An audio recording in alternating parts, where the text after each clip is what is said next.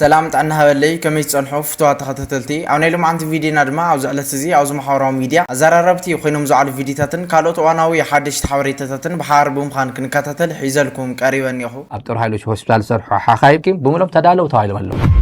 ناب قداي صديقكم تدالو وقي جمره لمات حخايم بزيتكم تدالكم صنحو تبايلم الله مش شعبيا زلوكم ركب انت قاريتكم نغزاراروكم دلو يا ابي احمد معراب تقرايك ملسلكم مش شعبيا زلوكم سمعنت غدوف يكون ملسلكم مون يكون كنزارارب سراوت ኤርትራ ድማ መከናይዝድ ሓይልታቱ ናብ አንፈትኦም ሓጀር ከም ዘዋፈረ ካብ ተኻቢት ረኸብና ሓበሬታ መላኺቶላ ምስታብ ውፅንሐት ሰራዊት አርሚ 7 ኣብ ሱዳን ሓበራዊ ወተሃደራዊ ልምምድ ከካይድ ከም ዝጀመረ ዝግለጸላ አባሳንጆ ድማ ሊኢኹም ጊዜ ክገዝኡ ላዕልን ታሕትን ምባል ጀሚሮም ኣለዉ እንተስ ሰላማዊ መንገዲ እንተስ ተገዲድና ብናኣቶ ኩናት እቲ ዕማምና ክንፍጽሞ እዩ ናይ ትግራይ ናይ ምድርዳር ዓቕሚ ልዕል ከብል ዝኽእል ትግራይ ወትሒዛቶ ዘላ መንገዲ ክትከድክትክል ከላ ጥራሕ እዩ ተጣሚሮም ይመጸሎ ተኣኻኺቦም ይመጸሎ ስለዚ ዓርሱኹም ሓሉ ፍሉይ ሓይልኹም ምልሻኹም ኣዋድዱ ኢልዎም ኣሎም ሃንደበታዊ መጥቃዕቲ ጌርካስ መራሕቲ ጣዕጣዕ ቢልካስ ካብ ህዝቢ ተስፋ ክቆርጽ ዝቃልሱ ዝይውን ተስፋ ቆርጽ እሞ ካብ ብትንትን ክብል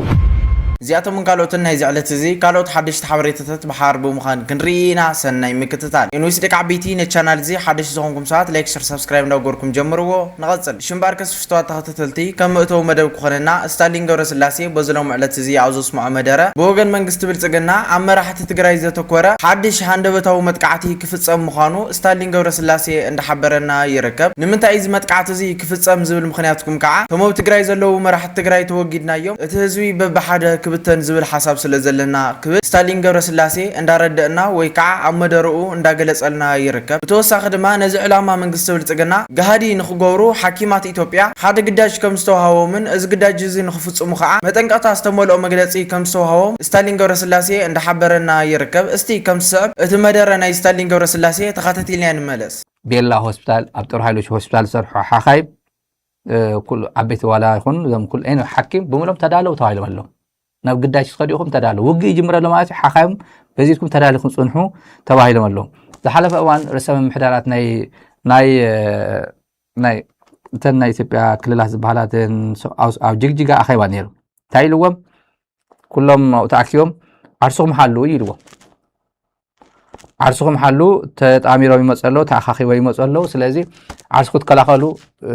ፍሉይ ሓይልኹም ምልሻኹም ኣዋድዱ ኢልዎም ኣሎም እንታይ እዩ በቃ ውጊ ይመጸሎ ዓርስኹም ሓሉ ክብተሎ ውጊ ይመጸሎ ማለት እዩ ካሊእ ኣብ መራሕቲ እንታይ እዩ ዝብሎም ኣብ መራሕቲ ኢና ፎከስ ክንገብር ኣብ መራሕቲ ኢና ፎከስ ክንገብር ንሱ እውን ይዛረብ እዩ መራሕቲ ጥራሕ ርእሪ ተቢልናዮም ካሊእ ተስፋ ቆርጽ እዩ ዝብል ተስፋ ቆርጹ ምንታን ኣብ ስትራይክ በቃ ሳደን ዝኾነ ስትራይክ መጥቃዕቲ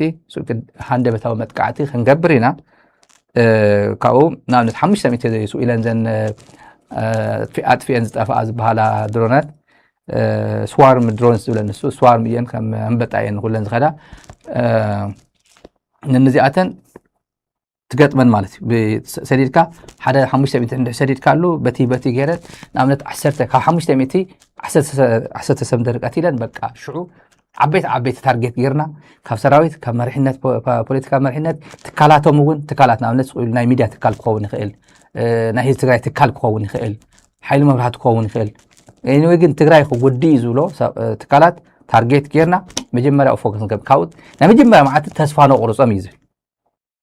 እዚ ደጊምና ኢና ንዛረበሉ ዘለና ከመይ ገይሮም እዮም ተስፋ ዘቑርጹ ብዚ መጥቃዕቲ እዚ ሳደን ዝኾነ ሃንደበታዊ መጥቃዕቲ ጌርካስ መራሕቲ ጣዕጣዕ ቢልካስ ካብ ህዝቢ ተስፋ ክቆርጽ ዝቃልሱ ዝይውን ተስፋ ቆርጽ እሞ ካብ ብትንትን ክብል ከምኡ እዮም ዝገብሩ ያው መራሒ ዘይብሉ ድማ ቃልሲ ዋጋ የብሉን ዝብሎም ኢሎም እዮም ዝኣምኑ نخلهم هنقدموا منات يفتوا تختتلتي ات فيديو نتختتلكم يمسل نيرو مالتون ستالين كم تزولنا بوغن منغست بلصغنا او لعلي مرح تግራይ ሃንደበታው ዝኾነ መጥቃዕቲ ክግበር ምዃኑ እንደሐበረና ጸንሒዩ እዚ ጉዳይ ዝግን ንህዝብ ትግራይ ቂመት ሒዙ መሊሱ አበርቲዑ ኣብ ልዕሊ መንግስት ብልጽግና ሓድሽን ተሪርን ዝኾነ መጥቃዕቲ ንኽፍጽም ይገብሮ ዳንበር መራሕ ትግራይ ተሰዊኦም ደው ዝብል ህዝብ ትግራይ ከም ዘየለ ክሕብረኩም ይፈቱ ካልኦት መንግስት ዘመሓደሮም ፋብሪካታት ፈሪሶም ምንም ዘይክመስሎ ይኽእል እዩ መራሕ ተቐቲሎም ግን ዳግማይ ከም ዝሕረ زحبرنا كحبركو ميفتو شمباركس فتوى تختتلتي أوز قداي زي حساوي كعرو يتلنا يتول ساعة تهليهم أبوتاكم أنت تقوم تلي بتحتنا يلاوكم شمباركس فتوى تختتلتي إذ غاور أنا استي نفزوت الفيديو نسجار كسيلنا نروحو فيديو خاء ستالينغ ورسلاسي أوز الساعة بوغن منغستول تسقنا اتي تفرحن أسقان أكتيفيست خوين خمزلو عند حبورنا يركو استي كم سعب تختتلنا نملس ستالين أبز وانزي نبلسقنا اتي دقاس أسئنو زلو سب كم زخنا فلوتيو إذا سب زنتاي بلالو بزعبا ستالين استين اسمعيا ባለስልጣኖቹ ያሉበት እነ ዱኩማን ነባዱላን ጨምሮ ያሉበት ቦሌ አካባቢ ከዛ አካባቢ መሸሽ ነው ጦርነቱ የሚካሄደው ባድሜ ላይ ምናምን አይደለም ይሄንን እንድታውቁ ያስፈልጋል ጦርነቱ ምናልባት ስታሊን ነግሯቸዋል እያንዳንዱ ጦር የቱ ጋር እንደተቀመጠ የትኛው ሻምበል የትኛው አዛዥ የትኛው ምኑ ጋር እንደተመደበ በደረጃችን ላይ ስታሊን ማለት ጋዜጠኛ ወሬ ሻጭ አይደለም በቃ ስታሊን መከታተል በጣም በቂ ነው ለና እኔ ከስታሊን ጋር በዚህ በፍንፍኔ የተነሳ ጥልኝ እኔ ሆነ ስታንድ ያለው በጣም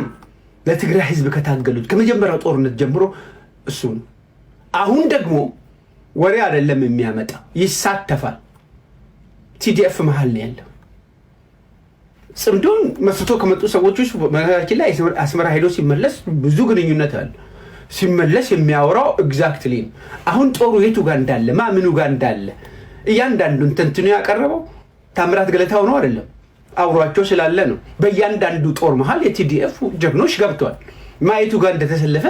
ማ የቱ ጋር እንዳለ በደንብ ያውቃል ጦረኞች ናቸው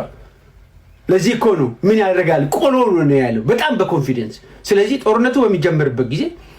ስታሊን መከታተሉ በቂ ነው ሌላው ትርፍ ወሬ ነው የሚያወራው የሸቃጭ ልጅ ምናምን እዛና እዛ ጠረቃቅሞ የሚያወራው ነገር በሙሉ ጊዜ ሰብዚ ተወላድ ኦሮሞይ ብዛዕባ ስታሊን አብስተዛረቦ ዘረባ ስታሊን ከምዛ አብ ካለ ቦታ እንረክቦም ወይ ከአብ ካለ ዩቲዩብራት እንረክቦም ሰባይ ኮነን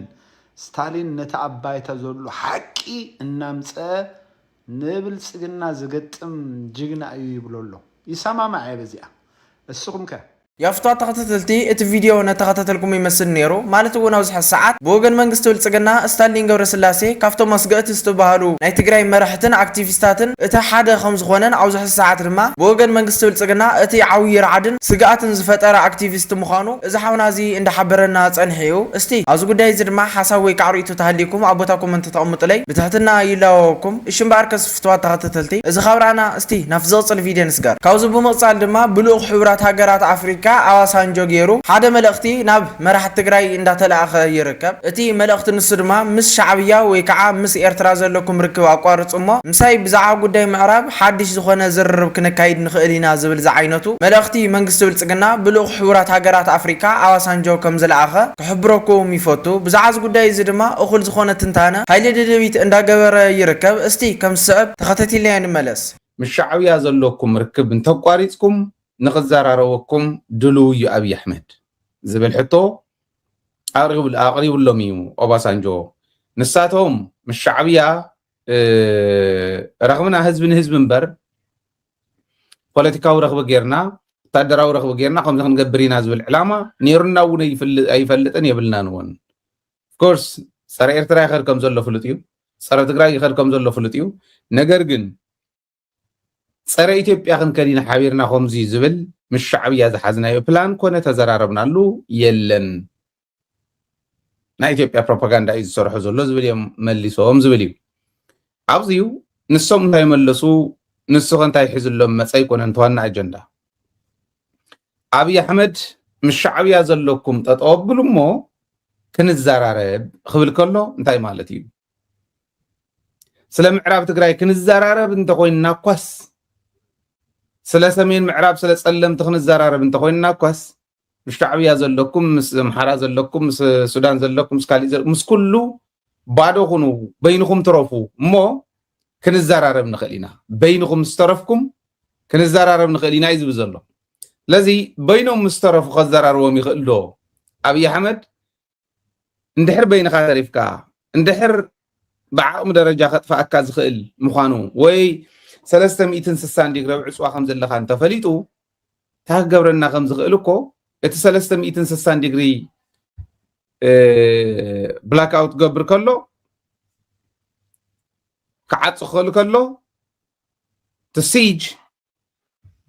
እዚኮ ኦሬዲ ናብኡ ክመልሰኩም ዝብለና ዘሎ ንስኽ ገብር ከሎ እንታይ ከም ዝነበረ ዕላምኡ ዘይንፈልጥ ድኾን መሲልዎ ይኾን ብል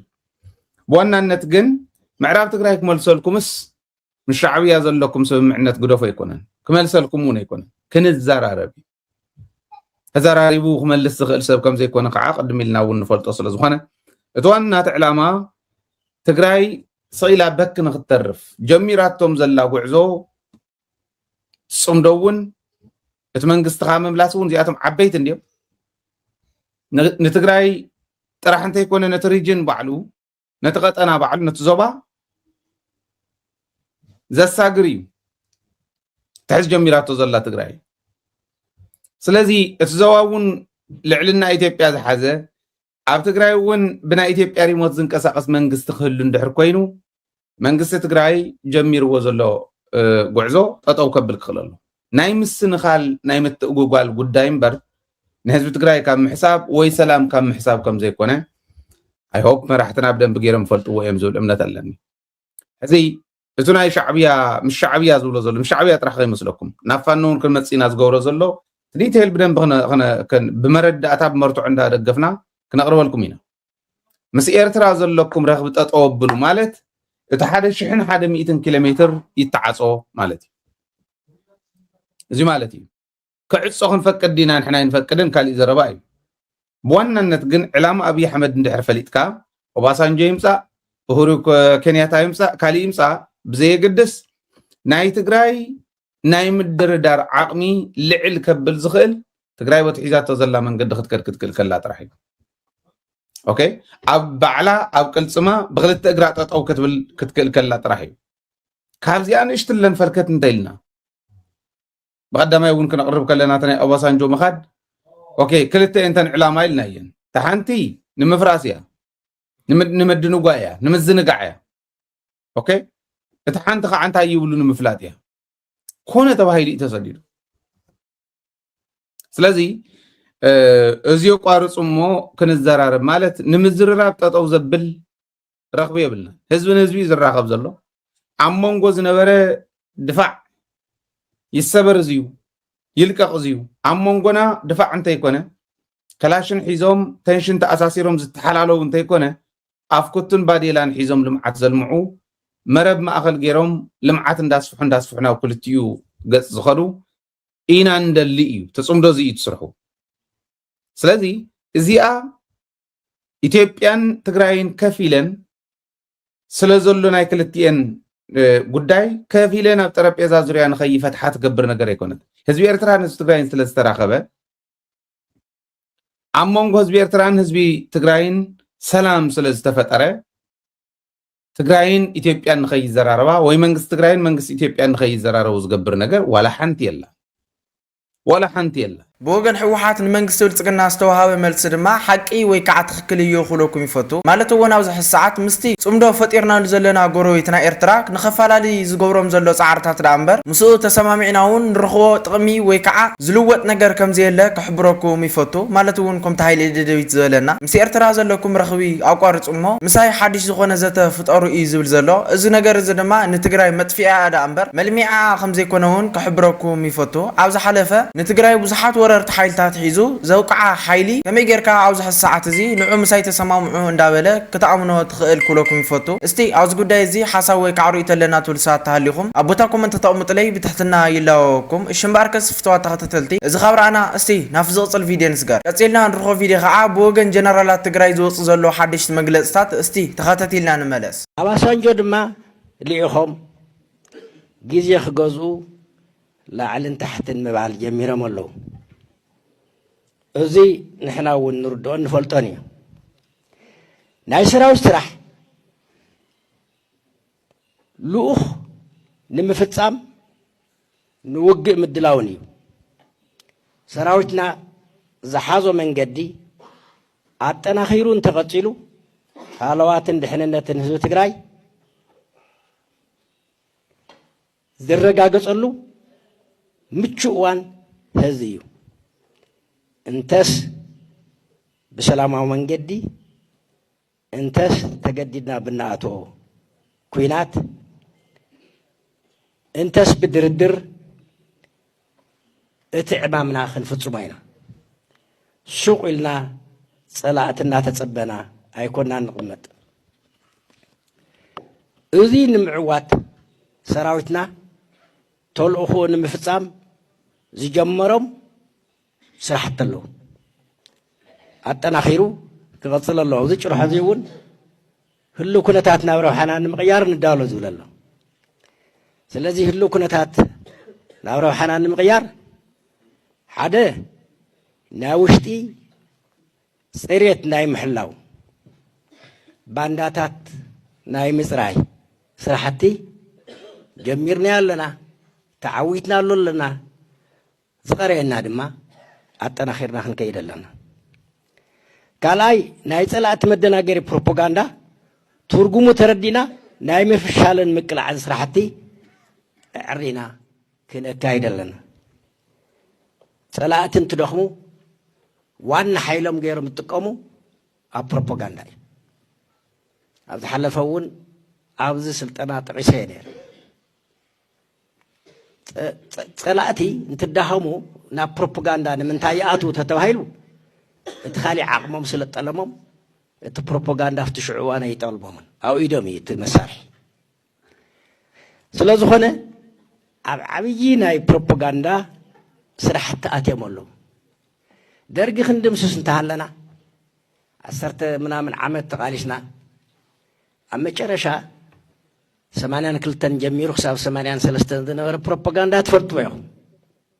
يفتوى تهتتلتي جنرال تግራይ ኣብዚ ሰዓት ምዝህሉ ኩነታት ኣተሓሒዞም ዘውፅዎ ዘለው መግለጽታት ነዚ መስል ኩሎኩም ይፈቱ ማለት እውን ኣብዚ ሰዓት በሰላም ይኹን በኩናት ሒዝናዮ ዘለና ዕላማ ክነሳኽዑይና ዝብል ዝዓይነቱ ዘረባ እዩ ዝዛረብ ዘሎ እዚ ጉዳይ እዚ ድማ ሓቂ እዩ ኩሎኩም ይፈቱ ማለት እውን ኣብዚ ሰዓት ንትግራይ ንምድንጓይ ተዋሂሉ ልኡኽ ሕብራት ሃገራት ኣፍሪካ ኣዋሳንጆ ናብ ትግራይ ከም ዝመጸ ክሕብረኩም ይፈቱ እዚ ጉዳይ እዚ ድማ ንህዝቢ ትግራይ ኮነ መንግስቲ ትግራይ ከታልሎ ዘይኽእል ዓይነት ሚስጥር መንግስቲ ብልጽግና ምዃኑ ክሕብረ كم يفوتو استي عاوز قداي زي حساوي كعرو يتلنا يتول سفات هاليهم أبوتاكم أنت تقوم تلاقي بتحتنا يلاوكم الشمباركس فتوات تحتتلتي إذا خبرنا استي نفذت الفيديو نسجا الشمباركس فتوات تحتتلتي كاوز بموصل دما بمونغو بركز بولغ يحت بونيت زلبسو ኮማንደታት ሰራዊት ኢትዮጵያ ናብ ምዕራብ ትግራይ ሕሞራ ኣትዮም ኣሎም ሰራዊት ኤርትራ ድማ መከናይዝ ሓይልታቱ ናብ ኣንፈትኦም ሓጀር ከም ዘዋፈረ ካብቲ ከባቢ ዝረኸብና ሓበሬታ መላኺቶላ ብመሰረት እቲ ዝበፅሐና ሓበሬታ ገለ ኣባላት ሰራዊት ትግራይ ካብ ሸራሮ ናብ ሱዳን እናተጓዓዙን ከለው ብሰባል ቦረፈርቲ መጥቃዕቲ ከም ዝበፅሖም ዝከር ኮይኑ ገለ ኣባላት